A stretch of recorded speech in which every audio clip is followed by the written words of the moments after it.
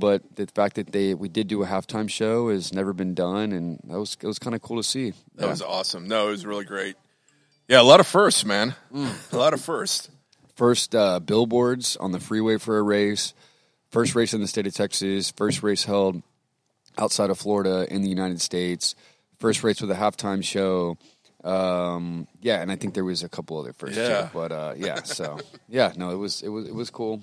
And hopefully we continue to do first and spearhead all sorts of new activities and different games and additions. Oh, that was the first jump contest. Oh, okay. Nobody in the U.S. has ever done a big air contest, so that was pretty cool to watch. Nice. A lot of people we did it on Sundays, so some people, they were packing up their boards, they were ready to do the ceremony, they had to travel, but some people were actually able to get out there, hit some jumps, hit the wakes with an awesome G23 Super Nautique that one of the sponsors of the race has and let us use. And, so there were some big jumps. Nobody did any backflips. But, Tyler Chanel won the big air contest, so that was pretty cool. Oh, nice. Yeah. He actually won, third place in pro. He won, second in electric and then first in the jump contest. Oh, is that the gentleman from Great Britain? No. Okay. So he won a couple too. No, this guy's from Destin, Florida. Okay, excellent. Yeah, I think he went home with 3 trophies. So. Nice score. Yeah, I know. Yeah, but that was a win for the Texas trip. He's happy. Well, he's happy with that trip for sure. Yeah, very cool. And of course, you had the Evo Jet there too. Yeah, we had the Evo Jet on display, and then we were using it to help build the track, and it was getting worked, and people were riding it and checking it out, and. Yeah, that was incredible, man. What an awesome toy, and also we're going to start getting into the races with those as well. Oh, that'll be sweet. So, yeah, the next race you'll probably see the Evo Jet. Unless we're in the lagoon, we may not be able to put them in there, but you'll probably see the Evo Jet at the next race in Texas. Okay, yeah, I saw a lot of racers jump at the opportunity to get into that. Oh, absolutely, yeah. No, they were rotating out, so yeah, we that was fun. I'm really glad they got to try it. And I guess if there's a couple people listening that, hey, what's the Evo Jet? Do you want to take a second to explain it? So basically it's a modified Sea-Doo Spark. We take the hole in the motor and we take the top end off, and we have a custom patented kit that we install, and it basically drops the seat down. You're not sitting on a bench, you're sitting in a race seat. Instead of having handlebars like a motorcycle, you're sitting in a race seat, you have a steering wheel, you're super low next to the water. It has sponsons on the side, which are basically these pieces on the jet ski that they kind of affect the steering they use for racing and things. But for our application, it allows the jet ski to stay more flat and stable on the water. So imagine a jet ski that you're sitting in a seat, driving with the steering wheel, and basically rides like a go-kart. Right. So instead of it riding like a motorcycle and kind of tilting to the left or the right, it basically rides around like a car on the water. So it's incredible. It's a blast. It's a whole new experience. Again, we're getting into the racing, but it's a unique toy.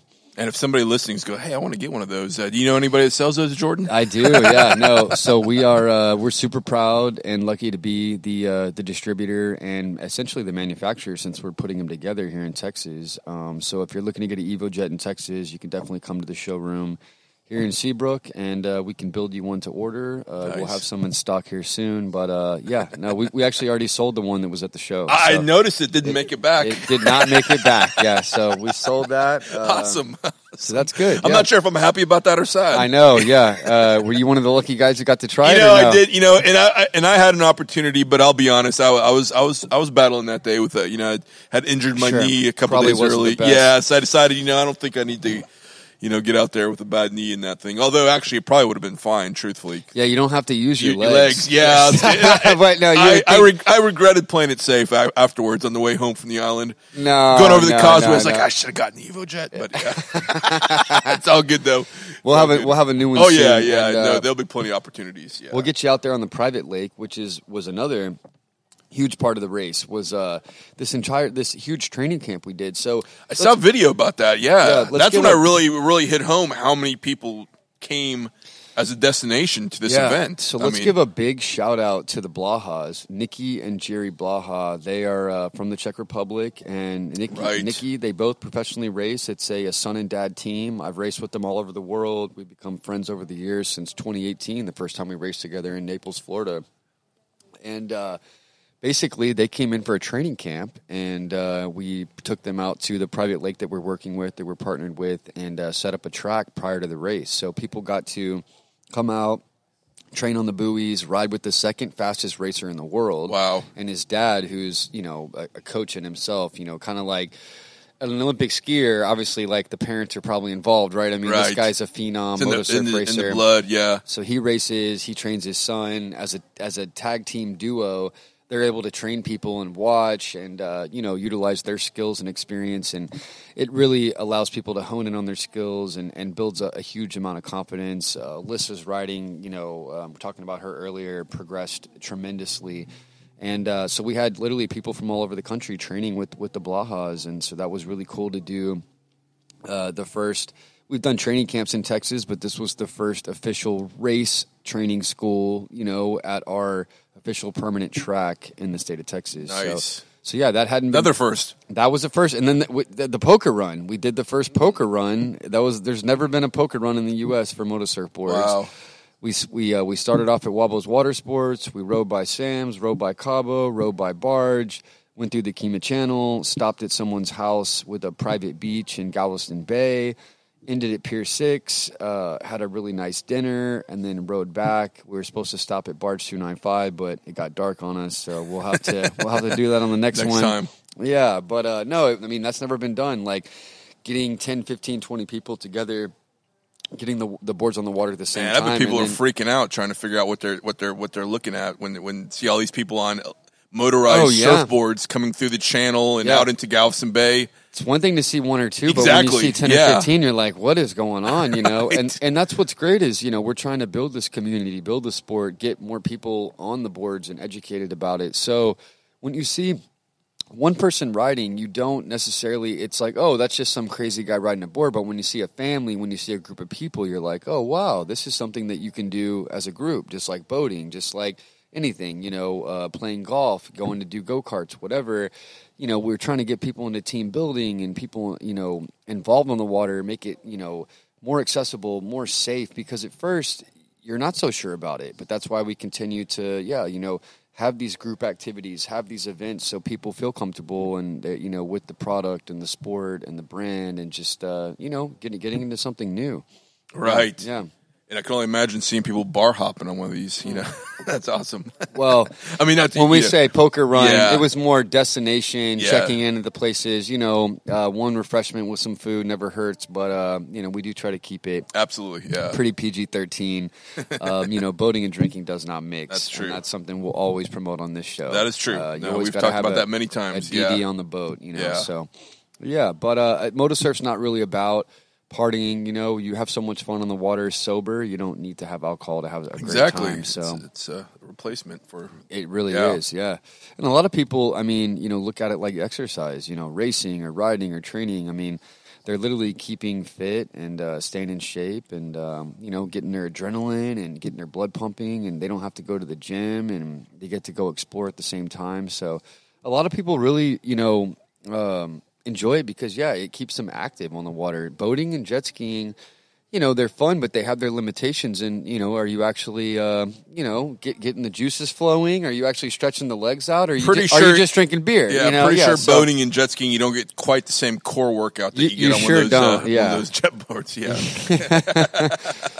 No, but so that's a big bonus for people is, they can, stay active and it is sporty. But anybody can do it. But if you want to progress and ride hard and take it to the next level, you can, like I said, get the juices flowing and, get a morning workout in. So, yeah.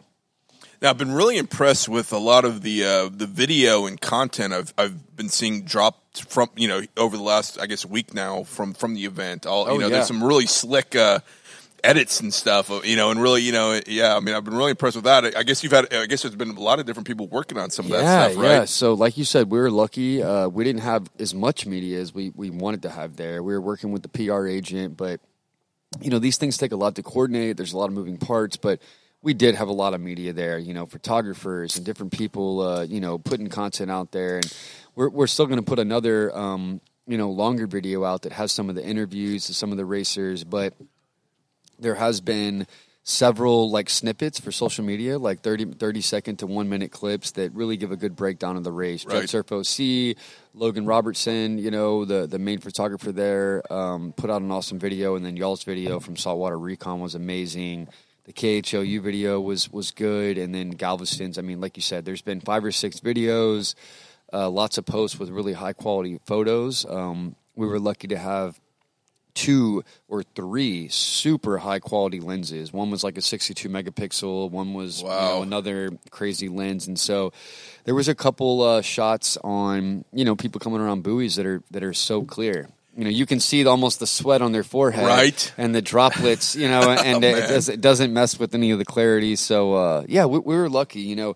Content's great, and that's how you advertise these things. Now we have a big opportunity to get some material out there and show people like kind of what the action's like, in real life. And they get to see the Moody backdrop and be like, holy crap, this is in Texas. Right. And that's the goal. Yeah. I mean, you're right. Yeah. I was about to mention, kind of bring back what we talked about the bowl, how it was the perfect setting, and really a perfect setting for a photographer or videographer, because literally you could actually be camped out at one of those buoys. I mean, whereas, I've seen a lot of videos from other races where, it's at a beach, which is, just straight, right? Yeah. 180 degrees, boom. This is wrapped around the course, so there's so much more. The marina. Yeah, and then that's the other thing, too, is usually most of the footage you see of these races, well, this isn't 100% true, because I've seen some pretty impressive races abroad, right? Sure, of course. They've done a lot of venues Dubai over the years. And Hong Kong, and with some pretty impressive scenery, but that was the other thing cool about this race was with Moody Gardens and the pyramids and the paddle wheeler and all the different things in the background. You had a lot of spectator boats out there, and the spectator boats, the water park. It was an amazing backdrop and venue. Again, there's always things you can do better next year. Like we're gonna make some improvements for next year. Now we know what we're really dealing with, but no, overall I think it was a 9 out of 10 for venue. Agreed. Like again, some small changes next year, but every venue has its difficulties and kind of hurdles you have to get over, and we've figured those out, and we're excited to have our meeting with Galveston and Moody and get the schedule locked down for next year. I think they're more than happy to have us back and do it like again bigger and better every year for the next two more years, I guess. Awesome. Nice. Yeah. You don't want to burn out the location, and there's so many places you can go, but let's definitely work with Moody Gardens and Galveston over the next 2 years, and then we'll move on to some other spots in Texas and throughout the U.S., and then after a few years, we'll come back and we'll do the series again. Nice. So and hopefully, instead of just getting the city and the county involved, we'll actually have the state involved, and there's other sports grants and things out there that just take some time and work. But hopefully, next year, the year after, and a few years, like I said, it just continues to grow, and there's more sponsors, more racers, more people involved, more spectators, and it's exciting. Being a part of this kind of on the ground floor, and you've been watching since day one, so it's awesome, man. Oh, it's been really cool, and obviously this is something you've been working towards and came real close, and then COVID hit. So. Oh man, yeah, we were amped up and ramped up for races in 2019, or I'm sorry, in 2020. We had done so much work in 2019 to get really like the same thing we're trying to do, a racing series in Texas going, and obviously we had to stop for 2 years, and all the racing stopped. The World Cups, they only had one race in the U.S. in 2021. They only had a few. All right, we had an error. I noticed at some point that the screen was flickering. I'm not sure if that's the power. Shit, okay. Damn. Yeah, I feel like that was a really good, I know, but I mean, at least killing it. Yeah. At least we. Hold on. So, all right, this is still streaming. Okay, this is back on, and we're back. Yeah, and we're back. I think we're back. Hold on, is this recording? Yeah. Actually, that's not recording. But I guess we're recording the stream. Oh yeah, we just got another error. What's going on here? Let's let me power it down. We'll try something real quick.